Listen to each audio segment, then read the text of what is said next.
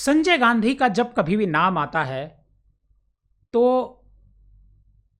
चर्चा होती है कि संजय गांधी विजनरी व्यक्ति थे और अगर आज संजय गांधी होते तो देश पता नहीं कहां होता। ऐसी लोग चर्चाएं अक्सर किया करते हैं, लेकिन होनी को कुछ और ही मंजूर था और संजय गांधी 23 जून 1980 को हमारे बीच नहीं रहे। लेकिन आप क्या जानते हैं कि संजय गांधी ने सबसे महत्वपूर्ण कार है जो हर घर में है और शायद मिडिल क्लास या अपर मिडिल क्लास सबसे पहले वही कार लेता है अपने जीवन की। उस कार को भारत कौन लाया था? उस कार को भारत लाने वाले थे संजय गांधी। बात 1970 की है। 1970 के दशक में कारें केवल अमीरों की होती थी, मतलब आम लोगों के घर में कार नहीं होती थी।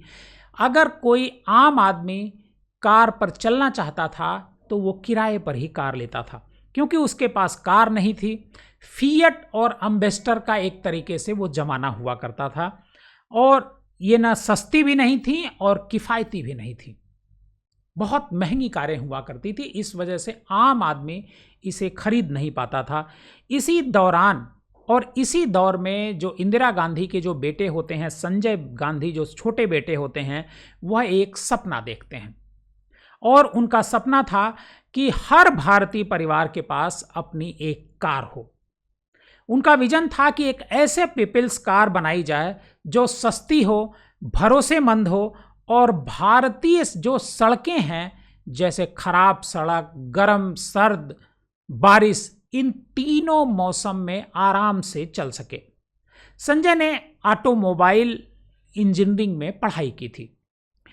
वो 1966 में इंग्लैंड जाते हैं और वहाँ पर उन्होंने रोल्स रॉयस में इंटर्नशिप की, जहाँ पर कार निर्माण की तकनीक की बारीकियों को ठीक से समझा। 1971 में वो भारत लौट करके आते हैं और मारुति मोटर्स लिमिटेड की स्थापना करते हैं। हरियाणा के गुड़गांव में एक छोटा सा प्लांट लगता है और जहां संजय ने कार डिजाइन और प्रोटोटाइप का काम खुद शुरू किया। हर पहलू, डिजाइन, निर्माण, फैक्ट्री की प्लानिंग, सब कुछ संजय गांधी खुद देख रहे थे, मॉनिटर कर रहे थे, एक एक चीज वो देखा करते थे। उनके लिए यह सिर्फ कार बनाना नहीं था, बल्कि देश को आत्मनिर्भर बनाने का एक सपना भी था। भारत के गरीब और मध्यम वर्ग के लोग भी कार खरीदने का सपना कर सकें, यह उनकी इच्छा थी। लेकिन संजय के लिए यह रास्ता आसान नहीं था। तकनीकी विशेषज्ञता की कमी, सीमित पूंजी और राजनीतिक विरोध भी खूब हो रहा था। इस वजह से उनके सामने कई चुनौतियां खड़ी होती हैं।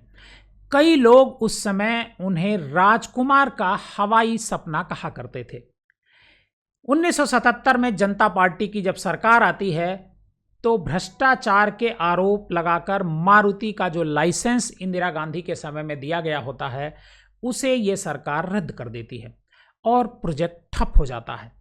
फिर भी संजय अपने सपने को पूरा करने के लिए अडिग रहते हैं, लेकिन नियति को कुछ और ही मंजूर होता है और संजय गांधी की 23 जून 1980 को एक विमान हादसे में दुखद मौत हो जाती है।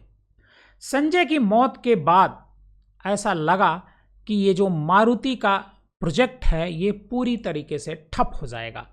लेकिन इंदिरा गांधी की सत्ता में जब वापसी होती है तो उन्होंने अपने बेटे के ये जो प्रोजेक्ट था इसको आगे बढ़ाने का फैसला लिया।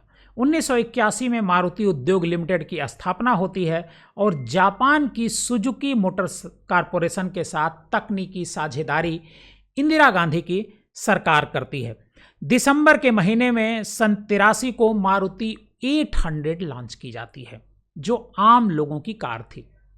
बहुत मजबूत कार थी और इतनी सस्ती कार थी, हालांकि उस जमाने में थोड़ी महंगी जरूर थी, लेकिन आज भी मारुति की कार को सबसे ड्यूरेबल और सारी कंपनियों की गाड़ियों से सस्ता कहा जाता है।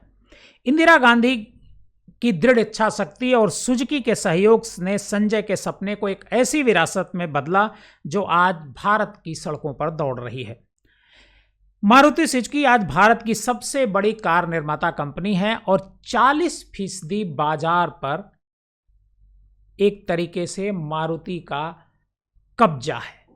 मतलब अगर 100 कारें पर डे बिकती हैं तो 40 कार आज भी मारुति की बिकती है। और ये सपना संजोया था संजय गांधी ने। संजय गांधी तो चले गए, लेकिन उनकी मां इंदिरा गांधी ने उनके इस सपने को, उनके इस विजन को आगे बढ़ाया। संजय गांधी को सादर नमन।